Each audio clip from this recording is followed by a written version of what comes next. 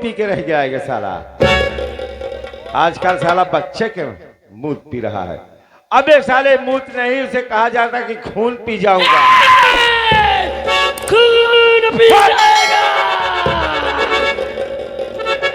और तुम लोगों को पता होना चाहिए कि हम लोग चर्राहीन घाटी के गांडू हैं।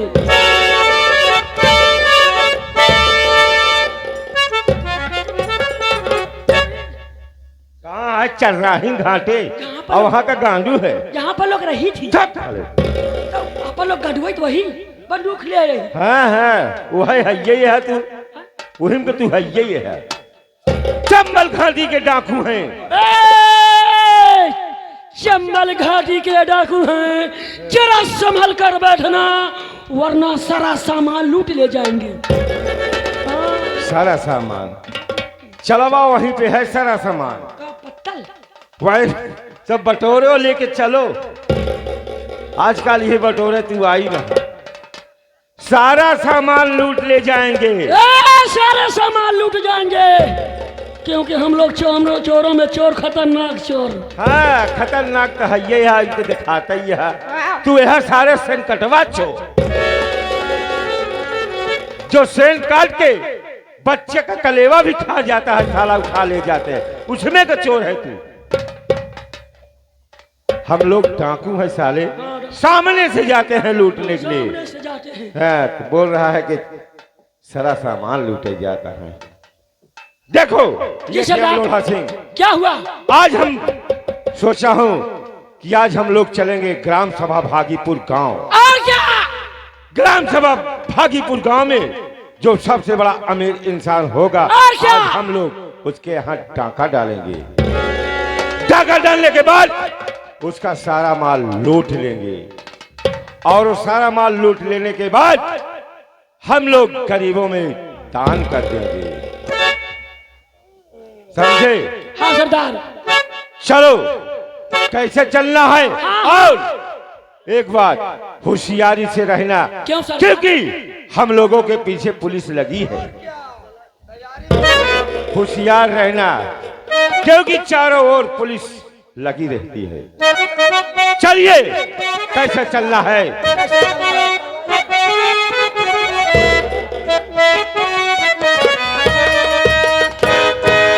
अरे मौसम है सुहाना कि जी ना लगे,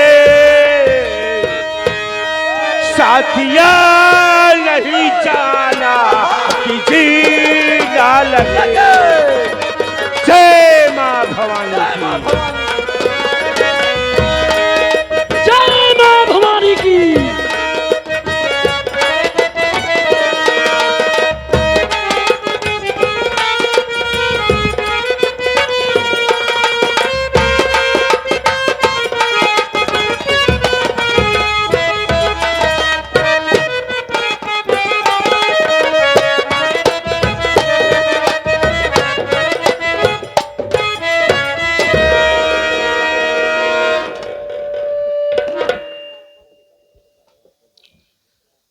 या परवरदिगार, ये तेरा कैसा फैसला है मालिक? क्या हम गरीबों को दुनिया में जीने का कोई अधिकार नहीं है? मेरे बड़े भैया तो काम की तलाश में चले गए, क्या पता उन्हें काम मिला कि नहीं मिला, या कि हमारे जैसे दर बदर की ठोकरें खा रहे हैं। मैं तो कई शहरों में गया काम की तलाश में, लेकिन मुझे कहीं काम नहीं मिला, कहीं काम नहीं मिला। मैं कैसे बड़े भैया के पास जाऊंगा और क्या लेकर के जाऊंगा?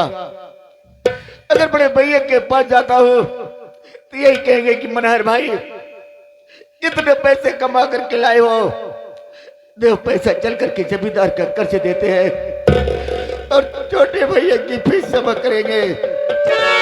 लेकिन इधर मनहर के पास से फूटी कौड़ी नहीं है। मैं क्या लेकर के बड़े भैया के पास जाऊंगा? तो मैं तो सोच रहा हूं कि बड़े भैया के पास जाने से तो अच्छा है किसी बहती हुई दरिया में कूद करके अपनी जान दे दूंगा, लेकिन बड़े भैया के पास नहीं जाऊंगा, नहीं। या परवरदिगार, बुला ले मुझे अपने पास मालिक। मैं नहीं जीना चाहता इस दुनिया में, नहीं जीना चाहता। मैं आपके पास आ रहा हूँ मालिक, बुला लो अल्लाह, बुला लो। नंबर एक,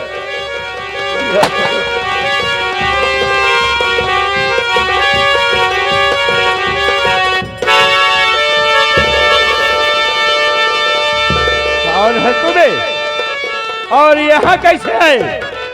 तुम्हें नहीं मालूम ये शेर सिंह का इलाका है और शेर सिंह के इलाके में जो आता है साला वापस नहीं जाता है, और तू साले यहाँ भी पहुंच जाए। कौन है तू? अगर इजाजत दे तक घर कही दे। क्या कर देगा? दिमाग खराब हो गया साले का। मैं गरीबी से सताया हुआ मजबूर लाचार बेबस इंसान हूँ। ना तो सुले गरीब हो और न कोई हो, तुम साले हो पुलिस का मुखिया। अगर तू पुलिस का मुखबिर नहीं है तो यहाँ कैसे आए? क्या नाम है तुम्हारा और तू रहने वाला कहाँ का है? अगर सही सही बताएगा तब तो बच जाएगा, वरना गोली का निशाना पर हो जाएगा। अरे सच सच बता, तू कैसे काना हुआ? अब भाई हम तो का बहिरा कैसे भाई, कैसे आना हुआ? कैसे आना हुआ और तेरी मजूरी क्या है? कितना दे बया? इधर आवा। कितना मजूरी दे? मजूरी करवा लिया यहाँ सारे। बोल क्या नाम है, कहाँ का रहने वाला है और सही सही बताना। ये आगे हमारे विक्रम भैया जी, जो कि आप रामपुर के रहने वाले हैं, 11 रुपए का पुरस्कार दे रहे हैं। भैया को नमस्कार, धन्यवाद है। और इसी के साथ साथ आगे मामा भाई ने, ये हमारे बड़े भैया मामा और भांजे मिल करके 11 रुपए का पुरस्कार करें। नमस्कार, धन्यवाद है। मैं जो कहूँगा सच कहूँगा, झूठ नहीं बोलूंगा। बिल्कुल नहीं बोलना झूठ। जितनी बार मैं पूछा हूँ उतनी बार सच सच बताओ। मैं इसी शहर रामगढ़ का रहने वाला हूँ। मैं जात का मुसलमान, कौम का पठान, नाम है मनहर अली खान। मेरे घर में मेरे 2 बड़े भैया हैं। बड़े भैया का नाम मोहन है और छोटे भैया का नाम रतन है।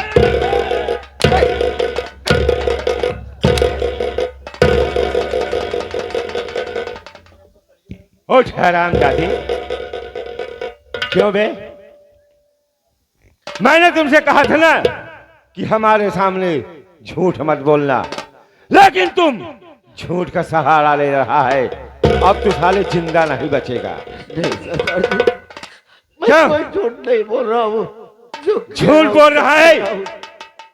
तू जात का मुसलमान और वो दोनों हिंदू भाई कैसे हुए? कह रहा है कि मेरे पास 2 भाई हैं, एक का नाम मोहन और एक का नाम रतन। हा? वो हिंदू तू मुसलमान, भाई कैसे हुए? मैं बता रहा हूँ। बताओ। बाबूजी, मैं अपने अब्बू जान का अकेला वारिस हूँ। मेरे अब्बू जान और मोहन के पिताजी जमींदार के यहाँ नौकरी करते थे। नौकरी करते करते दोनों में गहरी दोस्ती हो गई और दोस्ती हो जाने के बाद हमारे घर उनके घर आना जाना हो गया। मैं उस वक्त 2 या 3 वर्ष का था। हमारे अब्बू जान की तबीयत कहीं खराब हो गई। उनको ऐसा एहसास हुआ कि शायद मैं इस दुनिया में नहीं रहूंगा, अल्लाह को प्यारा हो जाऊंगा। उसी वक्त मोहन के पिताजी को बुलवाए और बोले कि दोस्त देख, मेरी तबीयत दिन ब दिन खराब होती चली जा रही है।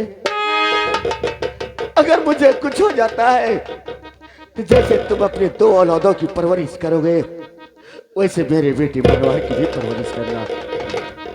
बोले कि ठीक है दोस्त, तुम जैसा कहोगे वैसा ही होगा।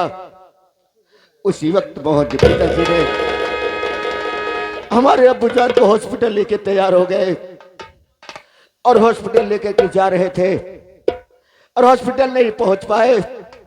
रास्ते में ही हमारे अब्बू जान का इंतकाल हो गया।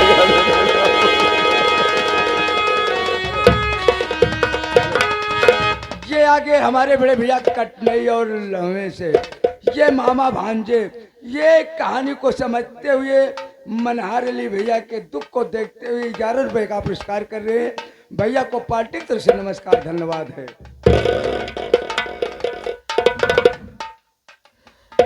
हमारे अब्बू जान के इंतकाल हो जाने के बाद मोहन के पिताजी ने हमारे अब्बू जान के अंतिम संस्कार की कफन दफन किए। कफन दफन करने के बाद उसी वक्त मुझे अपने घर उठा ले गए। उन्होंने जैसे अपने 2 औलादों की परवरिश की उसी तरीके से मेरी भी परवरिश की।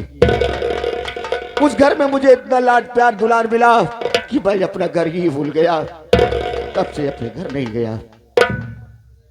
यहां तक कि मेरे दोनों बड़े भैया मंदिर में पूजा करने जाते थे और मुझे मस्जिद में नमाज अदा करने के लिए भेजते थे।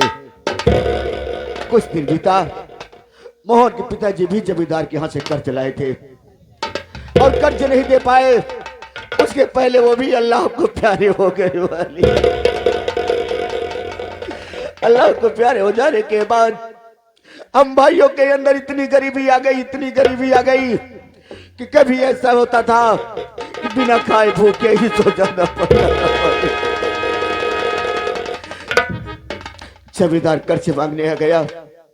घर में एक फूटी कौड़ी नहीं थी तो कर्ज कहां से जमा करते। मेरे बड़े भैया ने कुछ दिनों के लिए मुलाहत की मांग की और मुलाहत का नाम सुनते ही जमींदार गुस्से में आग बबूला हुआ और मेरे बड़े भैया को इतना मारा कि मेरा कलेजा कांप गया। मेरे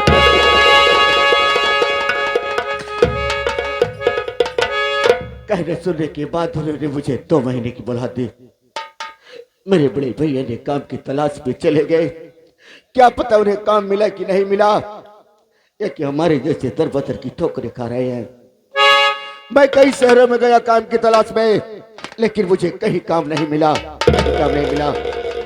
जब काम नहीं मिला तो मैं सोचा बड़े भैया के पास कैसे जाऊंगा तो पैसे की मांग करेंगे जो कि मेरे पास नहीं है। बड़े भैया के पास जाने से तो अच्छा है इसी बहती हुई दरिया में कूद करके अपनी जान दे दूंगा, लेकिन बड़े भैया के पास नहीं जाऊंगा। जैसे ही दरिया में छलांग लगाने की कोशिश की वैसे ही अब तक का आगमन हुआ। यही मेरी कहानी है सरदार। ये आगे हमारे बड़े भैया फिर वही जो कि आप कटनई से और लम्हे से हमारे मामा भांजे दोनों भैया ये हमारे घर मालिक भैया जी 11 रुपए का पुरस्कार कर रहे हैं। भैया को पार्टी की तरफ से नमस्कार है, धन्यवाद है दीपक भैया को। तो मनहारे यही तो मेरी मजबूरी है कि उस साले जमींदार के आतंक से तुम अपनी जान इस दरिया में देने जा रहा हो। और मेरे पास कोई रास्ता नहीं था सरदार जी, कोई रास्ता नहीं था। घबराओ नहीं मनहर अली खान। ये अच्छम लोढ़ा सिंह इधर आओ। इसकी बातें सुन रहे हो? हाँ ये क्या कह रहा है? सुन रहा हूँ सरदार। ये मुसीबत का मारा है, बहुत गरीब इंसान है और ये बहुत शरीफ भी लगता है। हाँ शरीफ तो दिख रहा है। मैं ये सोच रहा हूं अगर तुम लोग की राय हो तो जब से अपने सरदार जी मारे गए तब से अपने इस गिरोह में कोई सरदार नहीं है। अगर तुम लोग की राय हो तो मैं इसे अपने गिरोह का सरदार बना लूं। वैसे तो बहुत ईमानदार दिखाई दे रहे हैं हाँ। और ये सरदार के काबिल हैं। हाँ। अगर इनको अपना सरदार बना लेते हैं तो हम लोग आजाद हो जाएंगे। बिल्कुल आजाद हो जाएंगे। इनको सरदार बना लिया जाए। ठीक है, अगर तुम लोग की राय है तो मैं इसे अपने गिरोह का सरदार बना लूंगा। मनहार अली खान